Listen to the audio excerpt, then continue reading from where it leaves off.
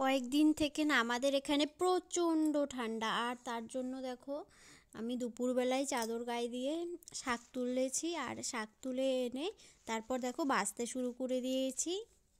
এই শাকগুলো কিন্তু আমিই বুনেছিলাম, বুনে তারপর আমি কয়েকদিন থেকে ভাবছি তুলবো কিন্তু তোলা হচ্ছিল না, তো আজকে ফাইনালি তুলেই ফেললাম। তুলে তারপর শাকগুলো বাছতে এসেছি। এই উঠোনের মাঝখানে বসে বসে বাছছিলাম। বলো তো কি জানো তো, মানে আমার বিয়ের পর থেকেই শুনতে হচ্ছে আমাকে এক কথা, যে আমি নাকি কোনো দায়িত্বই পালন করতে পারি না, আমি নাকি বাড়িতে কোনো কাজই করি না। মানে সারাদিন এত খাটাখাটনির পর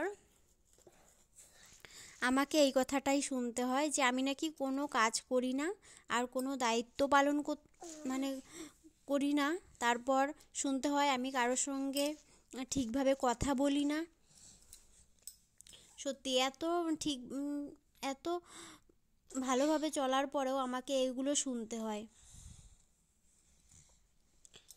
তো নিজেকে এখন থেকে পাল্টাতে শুরু করে দিয়েছি, দেখি কতটা কি পাল্টাতে পারি। চেষ্টা তো করতেই হবে, তাই না বলো? তো সত্যি যার সুখ আর সুখেই, তার যেন সুখেই, আরও সুখ হলে আরও সুখেই চাই, কিন্তু আর যার দুঃখ তার যেন দুঃখটা পিছু ছাড়তেই চায় না, এরকম একটা ব্যাপার। আমার তাই সেই একই অবস্থা। আমার জন্ম হওয়ার পর থেকেই দুঃখ মানে কোনো একটা, মানে যে কোনো একটা কিছু করব, সে একটা না একটা লেগেই থাকে, অভাব লেগেই থাকে আমার কপালে। হয়তো টাকার অভাব, হয়তো ভালোবাসার অভাব, আবার হয়তো মানে কি বলবো, আর অনেক কিছুর অভাব আমার জীবনে।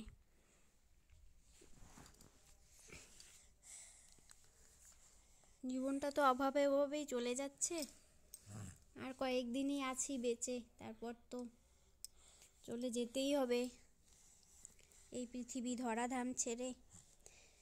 তাই যতই কষ্ট হোক ভগবানের নামটা যেন নিতে পারি, সেটাই চাই।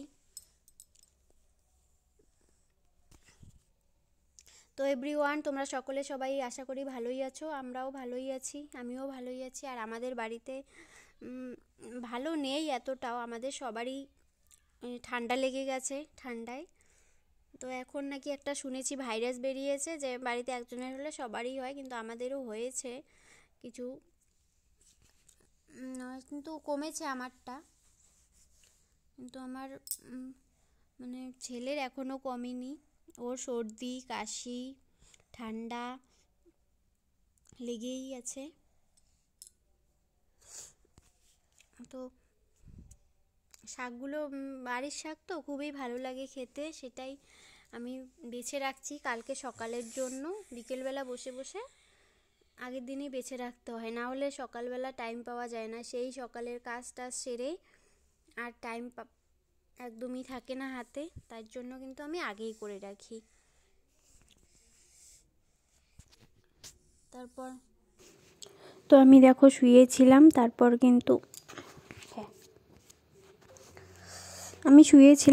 দেখো একটা দিদা এসে ডাকছে, যে আমি ছেলেকে ঘুম পাড়াচ্ছিলাম শুয়ে শুয়ে, তো দরজা দিয়ে, এখন বাজে 7টা রাত। তো রাতও না এতটা, সন্ধে 7টা বাজে। তো শুয়ে আছি, ছেলেকে নিয়ে, ছেলে সারাদিন ঘুমোয়নি, তো সন্ধ্যা হয়েছে, ওর ঘুম পেয়েছে, তাই ঘুমিয়ে পড়েছে।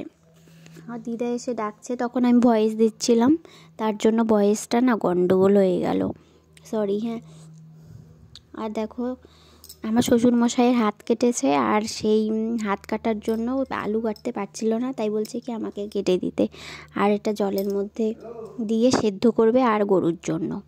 আমাদের তো গরু আছে, গ্রামের বাড়ি, গরু থাকে, মুরগি থাকে, সবই থাকে গ্রামের বাড়িতে, প্রত্যেকটা বাড়িতেই আছে আমাদের এখানে।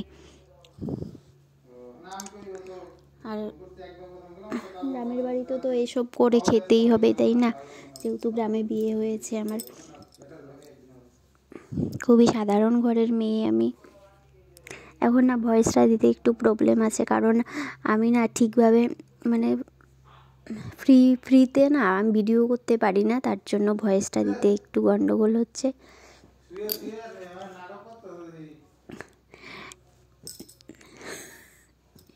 তার জন্য আর বাড়িতে সবাই থাকে, তাই আমাকে লুকিয়ে লুকিয়ে ভয়েস দিতে হচ্ছে। কেউ পছন্দ করে না যে আমি ভিডিও করি, তাই কিন্তু একটু গন্ডগোল হচ্ছে। তো দেখা যাক কতটা কি করতে পারি, চেষ্টা তো আমাকে করতেই হবে, তাই না?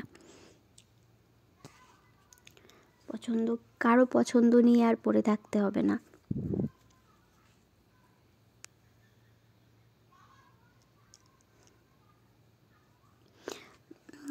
আর তোমাদের যে বললাম যে আমার অনেক কষ্ট, সেটা কিন্তু আবার সত্যি ভেবো না,